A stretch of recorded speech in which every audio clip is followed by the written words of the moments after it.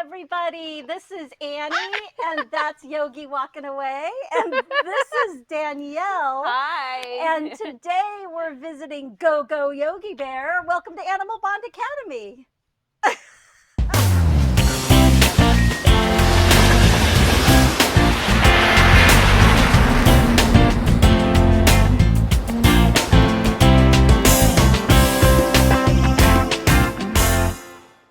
Because the whole point of this video, when you bring an animal into your life, they're not all going to be perfect. Yeah. And you make a commitment, and you need to follow through on that commitment. Yeah, we thought it was going to be really inexpensive and really easy to get a dog. No, I didn't. He did. He thought that. And yeah, we finally decided, we'd moved to San Diego, and we were like, you know what? Okay, let's get a dog. He had a kind of a stable job. I had a stable job. We had this apartment in the city, so we're like, okay, cool. We'll get a dog. So we decided to get a dog, and we actually I had my heart set on a Choco Lab. Chunk is my family's dog's name. He just turned 11, and I was like, Chunk is just the sweetest, most wild, crazy Chocolate Lab boy. So we got to get a member of Chunk's distant family, and we got Yo-Yo, and he was a really normal puppy, at first, super fat and chunky and just demonic, demonic. But great, he was basically potty trained when we got him. And probably, I remember it distinctively, we actually took him up to Santa Barbara after we'd had him for about 3.5 weeks. And we were feeding him lunch, and he didn't want to eat. And I was like, that's weird. Puppies want to eat. Yeah. Chocolate Labs always want to eat. To me, when a lab doesn't, refuses a meal, it's something is wrong. Yeah. So he was a couple months old at that point? He was 3 months old. 3 months.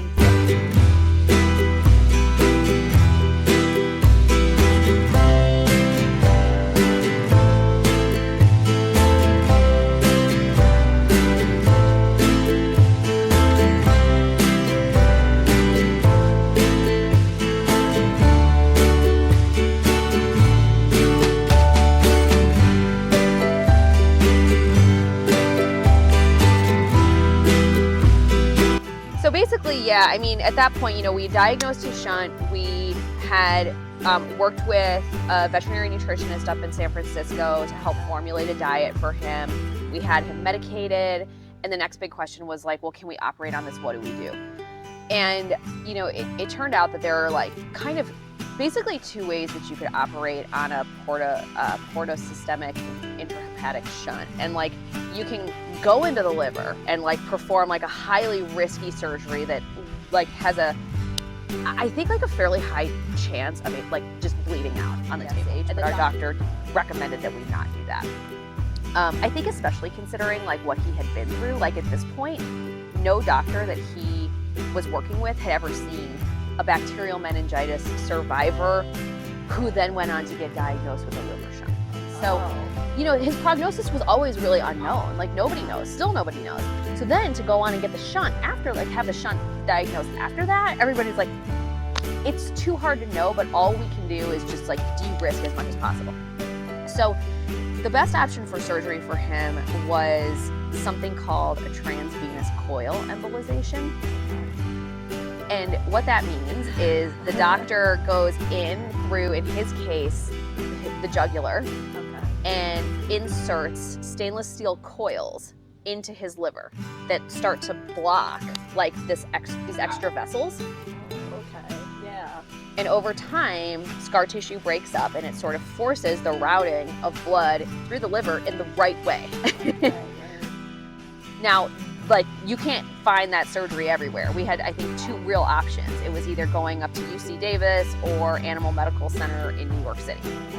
So we scheduled surgery for him up in Davis. Yeah, we took him up April 1st of 2019 was his surgery date. So we took him up, we spent a week up in Davis, and they performed this surgery on him. But he did it. He made it through, and he was great. The doctors up there were just you know, incredible. And I still keep in touch with them, and they're absolutely amazing. We took such great care of him, and then we drove him back here post-op, and you know, the hope was that post that operation that we would be able to eventually get him off of his liver medication and his diet could return to a normal diet.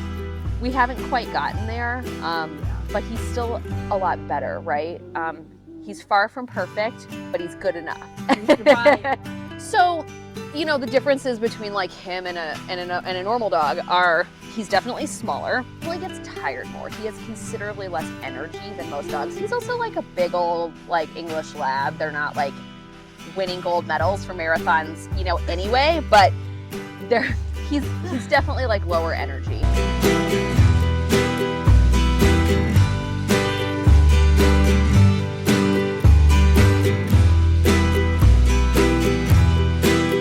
He gets sick with things that don't make any sense. Like last year, his back leg stopped working completely. No reason. He like was fine, like you see he is today.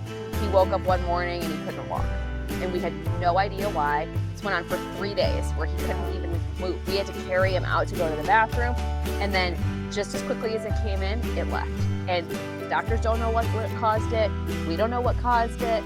So it's just these kinds of things will happen. Like he'll get, you know, he's small. But otherwise, you know, we try to have him live a normal life. He doesn't eat, I can't eat anything from the table. You know, his diet is super strict. Yeah. We have about 45 minutes a day of meal prep.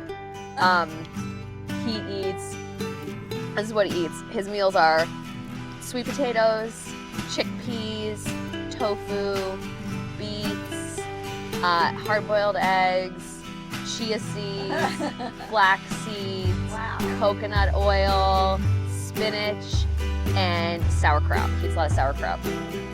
We really heavily monitor his vitamins because, you know, with liver disease, it can cause a lot of loss of minerals and vitamins in the GI tract. So we have to be really careful and make sure that he is like, you know, his vitamin D is good, his B12 is good, his iron is good. It's very easy for him to get depleted in all of those things. And so we give him a lot of supplements. He gets iron injections.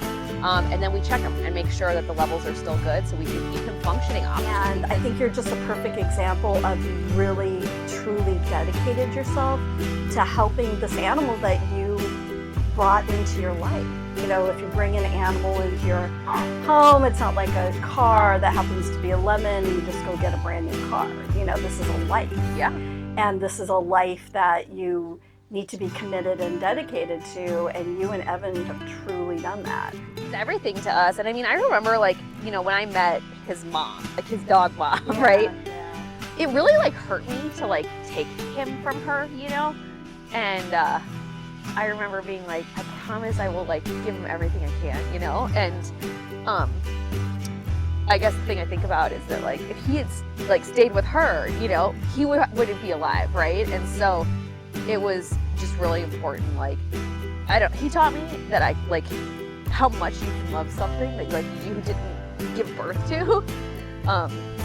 He's our baby, and like there's just nothing we wouldn't do. And like I would never take it too far, right? Like if I ever knew like that we had like we're really crossing the line of like his quality of life being really bad, but like I always knew that like his quality of life was gonna be great and that we could make it great for him. And like he now lives such a charmed life. Like he has so many friends and so much fun stuff that he does, and he's so happy and he's not in any pain.